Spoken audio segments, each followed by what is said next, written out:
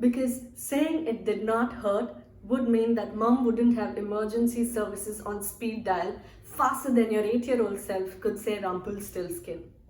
Also, because it would be weird to explain to the paramedics that you shoved a peanut up your nose just to see how far you could squirt it. Because pretending that math was your favorite subject in high school would probably trick math into giving you a C plus on that next test. Wasn't it dad who always said, love your enemies and they will treat you with kindness? Because agreeing with your mom was so much better than a half-hour shouting match on the 12-step guide to doing laundry the right way. Because saying you hadn't done your homework would definitely get you detention. And a chance to sit next to that cute guy who's always in detention.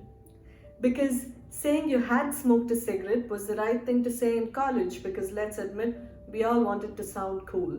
Because saying you hadn't smoked a cigarette was the right thing to say in church group because let's admit, we all wanted to fit right in. Because saying you loved her would probably give you a chance to kiss her on her lips, maybe even a quick feel under her shirt. Because sending back those handwritten letters was the only way to convince him that you had moved on. He does not need to know about the tear-stained copies you have of each of them.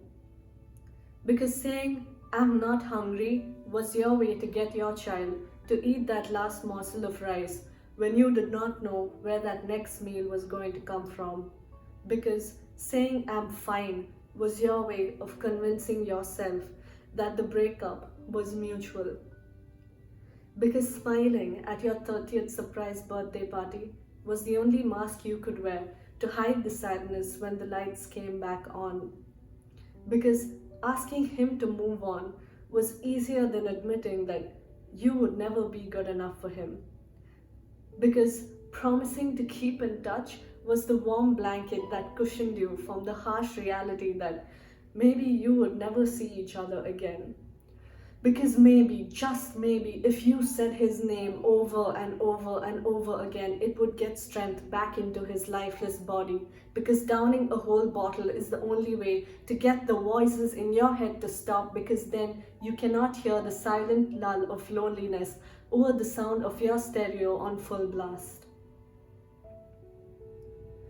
Because laughing at the same joke she's been cracking for the last 20 years, as though it's the first time you're hearing it, is the only way to get a smile on her wrinkled face.